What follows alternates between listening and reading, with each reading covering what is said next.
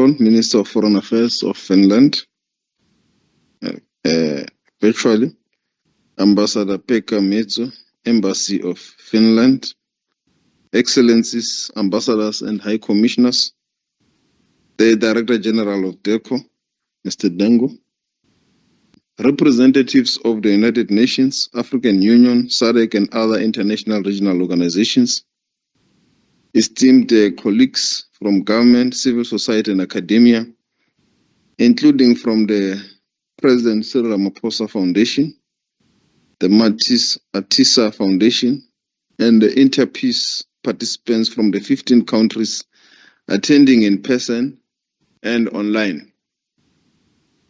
Distinguished delegates, friends and partners, ladies and gentlemen, it is my honor to welcome you to South Africa launch of the Youth Peace Mediators Mentoring Program. Here is a political message from yourself, honoring the past while challenging the present and the future. We stand upon the shoulders drenched in the courage of fire, the shoulders of young lions of 76, who faced bullets and textbooks in hand, whose blood on the streets of Soweto did not just stain the earth, it ignited the world's consciousness. Their sacrifice, their defiant roar against the machinery of apartheid shook the foundations of terror. It was their fire that burned brighter than the regime's brutality, exposing its rotten core to a horrified globe. It was their match that became an unstoppable tide, sweeping away the edifice of oppression and carving the path to our hard-won dawn in 1994. To 31 years of democracy we hold sacred. Democracy delivered by sacrifice is not democracy sustained by complacency. The ballot box alone is not freedom's fortress. Parliaments and constitutions are not self-executing monuments. True democracy breathes only when its people, especially its youth, the inheritors of that 76 spirit, become its relentless heartbeat. Democracy demands more than a vote cast every few years. It demands voices in every hall, our vision of shaping every policy, high levels accountability across all societies, actively building the nation daily. This is the active citizenry, the living, breathing democracy that roots freedom very deep. Yet the grim shadow looms, it looms even beyond our borders. The fruits of democracy cannot wither on the vine. We know too well that ethnic hatred poisons communities, religious intolerance fractures societies, ideological fanaticism suffocates debate, and political ambition staples the common good. Violence rises, freedoms crumble, and every light of democracy flickers under the storm of conflict. This is not some distant tragedy. It is the lived reality of women and children in the Eastern DRC, Sudan, Gaza, and other places across the wounded nations. Therefore, the legacy of the June 16th is not a relic. It is a relentless charge.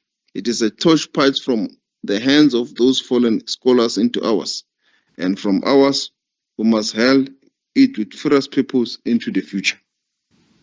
We stand on the shoulders of giants not to admire the view, but to see the horizons they fought for and the distance still to travel. We stand here to build higher, to reach further, and to reshape our destiny. The courage of the 76 is the ultimate invocation of active citizenship for a sacred duty. The future does not wait. It is seized, it is built, it is defended. We need to ensure that the fire of the 76 burns not just in memory, but in our muscle, our movement, and our unwavering resolve to make democracy real, vibrant, and unshakable, for all and forever. It is against this background that we cherish this moment of young people coming together to exchange notes, to share views, to think, to plot, and to look forward to a peaceful future. The world is experiencing a 30-year high in violent conflicts. In fact, the world is experiencing the highest number of violent conflicts since 1945. Deaths from violent conflicts have increased by 340% in the last 10 years. The Peace Research Institute of Oslo reports that Africa remains the region with the most state-based conflicts per year, 28, followed by Asia 17, the Middle East 10, Europe 3, and the Americas 1. In the past 4 years, Africa has seen more than 330 conflict-related deaths. According to the UNHCR, towards the end of June 2024, the number of refugees globally sits at staggering 43.7 million. This represents a new record since World War II. 92% of these refugees are fleeing violence, war, and persecution. These numbers have been exacerbated by the war in Ukraine and includes refugees emanating from the military onslaught by Israel against the people of Gaza. Excellencies and ladies and gentlemen, significantly, the UN Security Council Resolution 2250 on youth, peace and security laid out a framework to formally recognize that young people are critical agents of peace and are not just victims or perpetrators in a conflict. On this basis, it urges countries to support and include members of the youth in peace-building efforts. The resolution is based on 5 key pillars, namely participation, prevention, protection, partnership, disengagement, and reintegration. Resolution 2250 was indeed a breakthrough in the sense that it was the first UN resolution to recognize youth as a positive contributors to peace. It shifted the global narrative from seeing youth as a threat and a proponent of unrest, or as victims, to seeing them as non-solution makers. It led to the further global initiatives like Youth, Peace and Security National Action Plans and inspired youth inclusion in peace agreements. Importantly also, in terms of the Africa Agenda 2063, that focuses on 5 priority areas for the youth, including governance, peace and security. The materialization of this program acts as a testimony to said initiatives, which was made possible by the collaboration between the Department of International Relations and Cooperation of South Africa and the Ministry of Foreign Affairs of Finland. In terms of the youth dividend, what does it mean? As of recent World Bank data, the global youth population makes up approximately 16% of the global population, which translates to 1.2 billion people. It is imperative that careful attention is paid to the plight of the youth as they make up a large majority of the working force across the globe.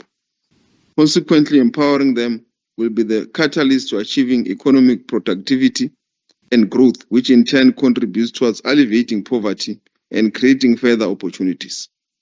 Moreover, members of the youth are especially vulnerable to the effects of conflicts and instability, due to the fact that they are often directly impacted by myriad of issues such as displacement, disruption to education, mental health and trauma, and oftentimes are the direct targets of recruitment by armed groups. The impact of gender violence on young girls is also a significant factor in terms of trauma and abuse suffered by the youth. However, putting members of the youth at the forefront of peace mediation allows them to take on accountability and peer guidance roles in terms of addressing challenges uniquely faced by them. In addition, young people are already instrumental in raising awareness and revealing the nature of peace and conflict issues primarily through the use of social media platforms. Not only has this allowed them to promote the ideals of peace and tolerance, but it has also exposed them the extent of human rights violations and atrocities which have been committed by different actors. Despite associated stereotypes, which frequently treat young men as a threat and consign young women to the status of passive victimhood, young women and men have demonstrated their capacity to lead and drive positive change, and particularly to make positive contributions to building peace, preventing violence, and mediating conflicts.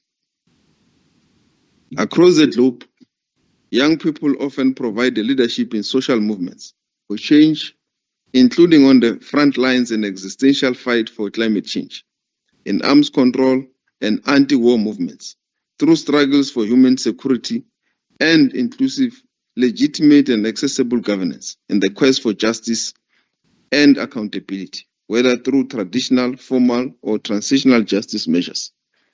In the struggle against systematic racism, in the quest to address social and economic inequality. Young people therefore bring unique perspective, energy and innovation, solutions building, and peace in mediating conflicts.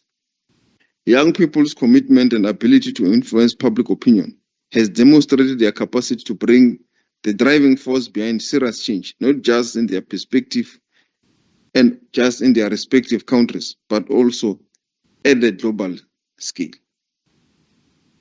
Rolling on from the momentum of the Greater Chope Women's Mediation Network Solidarity Conference on Women, Peace and Security, which was held on the 9th of May 2025, under the theme Voices of Women within a global environment of escalating conflict, in which women from countries in conflict along other women networks share their experiences.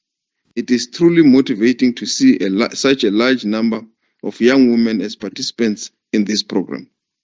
I say this because women are often left on the back burner regarding issues pertaining to peace mediation during conflict, despite being heavily affected and burdened by the conflicts. This inclusion of a large selection of young women contributes immensely towards the UN Security Resolution 1325 on women, peace and security, which addresses the impact of war on women and calls for increased representation of women at all levels of decision-making in institutions for conflict prevention, management, and solution. Having this group of young and eager participants from all walks of life, spanning 15 countries and 5 continents, reflects their commitment to ensuring we acquire world peace. The department, along with the Finland Minister of Foreign Affairs, have not only established a program to train and expose you, but were also eager to learn from you as participants with their experiences. The enrichment of knowledge is a reciprocal relationship, and we are certain that you will learn from each other, build each other up to become change makers in today's uncertain world.